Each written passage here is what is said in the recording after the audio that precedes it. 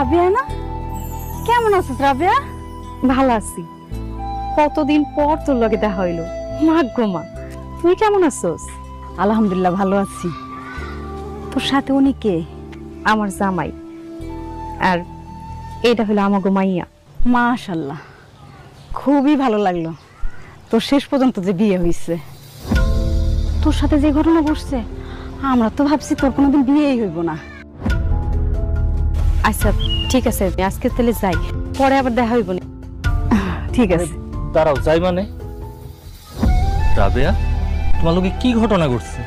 কেন ওনারা মনে করছে তোমার কোনোদিন বিয়ে হইব না? কিছুই হয় নাই, ও এমনি কইতাছে এইসব কথা। চলো এখান থেকে যাই। না রাবেয়া, আমার জানতে হইব কেন তোমার বান্ধবীরা মনে করছে যে তোমার কোনোদিন বিয়ে হইব না, বা আপনি আমার কোন তো রাবেয়ার কি এমন হয়েছিল, কি কারণে আপনারা মনে করছেন যে রাবেয়ার কোনোদিন বিয়ে হইব না? দুলা ভাই, আপনি সব জানা শুনে রাবিয়ারে বিয়ে করেন না? সবকিছু জানি না শুনে বিয়ে করবো মানে? কি জানবো কি হয়েছে রাবিয়ার জীবনে? কিরে রাবিয়া, তুই দুলা ভাইরে কস নাই তুই যে বিয়ের আগে ধর্ষণ হয়েছিলি?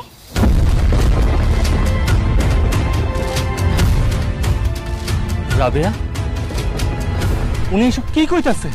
তুমি বিয়ের আগে ধর্ষণ হয়েছিলা? তুমি একটা ধর্ষিতা? ও মিথ্যা কথা কইতাছে। আমার লোকে বিয়ের আগে এমন কোনো ঘটনা ঘটে নাই। চলো তো আমরা যাই। রাবিয়া, জামাইয়ের সাথে মিশা কথা কোন ভালো না। তুই ধর্ষণ হওয়ার পর তো আমরা তোর হাসপাতাল নিয়ে গেছি।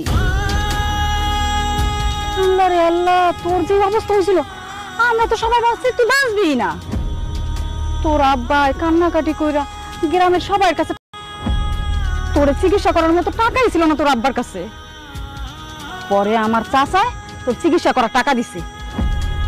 আমার চাচাই যদি তোর চিকিৎসা করার টাকা না দিত তাহলে তো তোর বাঁচা নিয়ে যাইতো না।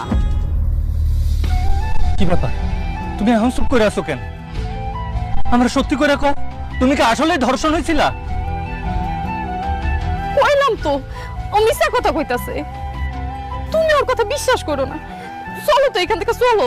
একদম চুপ, একদম মিথ্যা কথা কইবা না। আমি বিয়ার আগে অনেক মাইশের কাছে শুনছি, এমনকি তুঙ্গা এলাকার মাইশে কইছে তোমার লগে কি জানি একটা ঝামেলা হয়েছে, কিন্তু ওই সময় কথাগুলো আমি কানে নেই নাই। কিন্তু আজকে ওনার কথা শোনার পর আমার মনে হইতাছে যা শুনছি এতদিন এটা আসলেই সত্যি। তোমার কোন একটা ঝামেলা ছিল। সত্যি করে কও, বিয়ার আগে তুমি ধর্ষণ হও নাই?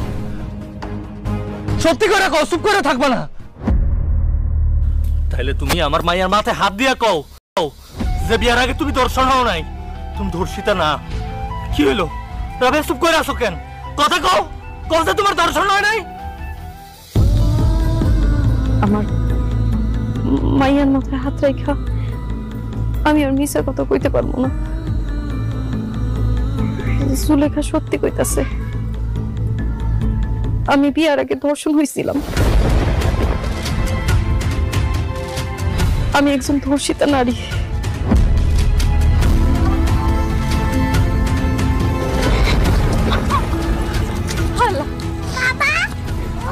তোমার কি হলো? তোমার কথা কও না কেন?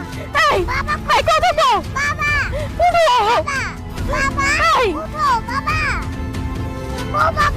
কথা বলো বাবা।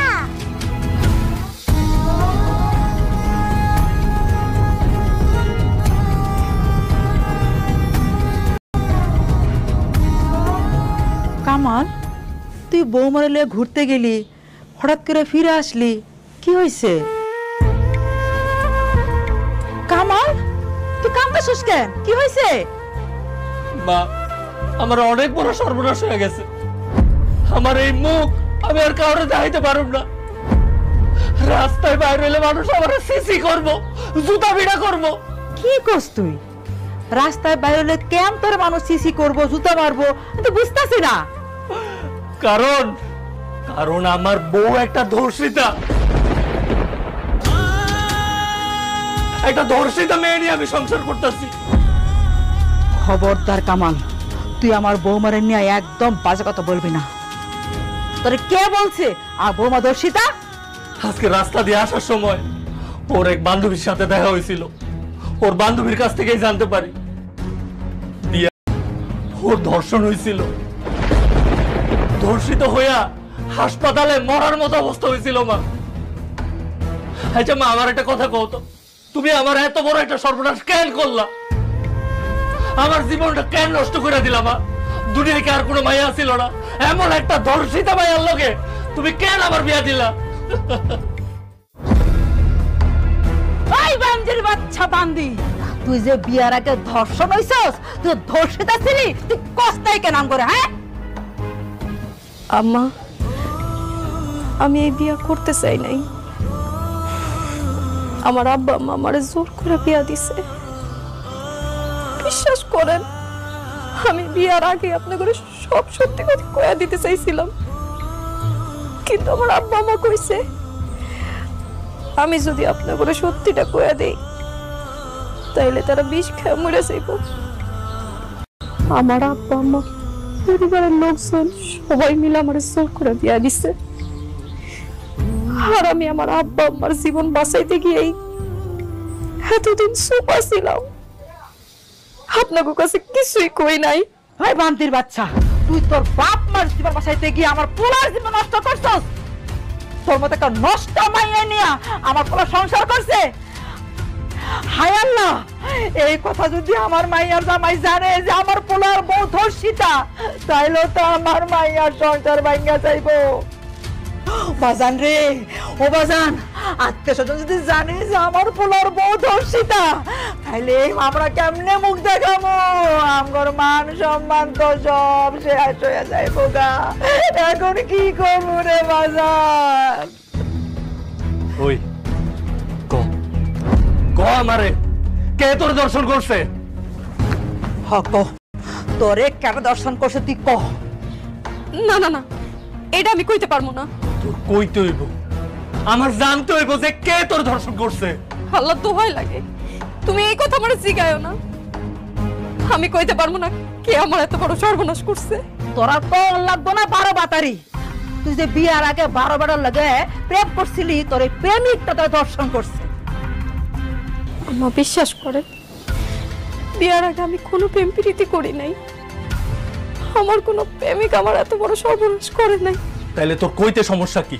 কে তোর ধর্ষণ করছে? তুই এখন এই মুহূর্তে আমারে কবি কে তোর সর্বনাশ করছে, কে তোর ধর্ষণ করছে। তুই যদি আমার এখন না কস, তাহলে এই জায়গায় তোর সামনে আমি বিষ খাই আমার প্রাণ দিয়ে দিব। না না, তুমি এই কাম করো না। তাহলে ক, কে তোর ধর্ষণ করছে? আমার খালু।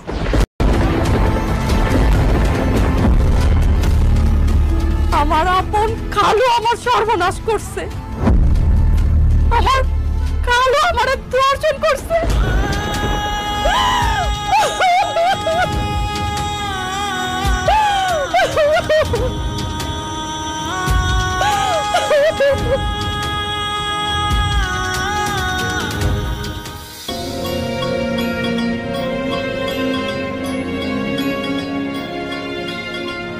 চলো, অনেক রাত হইছে, ভাত খাইবা।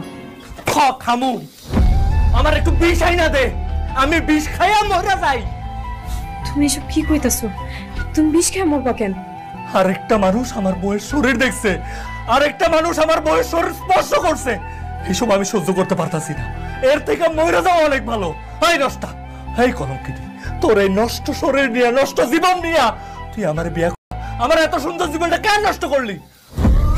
মানুষ আমার সর্বনাশ করছে, তাতে তো আমার কোনো দোষ নাই। আমি আমার খালার বাড়িতে বেড়াইতে গেছিলাম।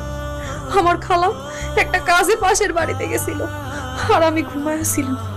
ওই সুযোগে মানুষটা ঘরের ভিতর ঢুকা জোর করে আমার এত বড় সর্বনাশ করছে। আমি চিৎকার করে কান্নাকাটি করে তার পায়ে দুইটা ধরে অনুরোধ করছি, তারপরে সে আমার সারে নাই, সে আমার সর্বনাশ করছে। তাতে তো আমার কোনো দোষ নাই। তুমি কেন আমারে দোষারোপ করতেছো? হ্যাঁ, চুপ থাক, আল্লাহর দোহাই লাগে চুপ থাক। এসব আমি আর সহ্য করতে পারতাছি না। ওই তোর খালু তোর শরীরে কোন জায়গায় স্পর্শ করছে? এই হাতে স্পর্শ করছে, আর কই কই স্পর্শ করছে? আমার ক, ওই তোর সে বাচ্চা কই? হ্যাঁ, বাচ্চা কই? কি কইছো? কোন বাচ্চা? কিসের বাচ্চা? তোর খালু যে তোর লগে আকাম কুকাম করছে, তোর সেই পাপের ফসল, সেই বাচ্চাটা কই? বাচ্চাটা কই আছে আমার ক? তুমি বিশ্বাস করো, আমি তো অনেক ছোট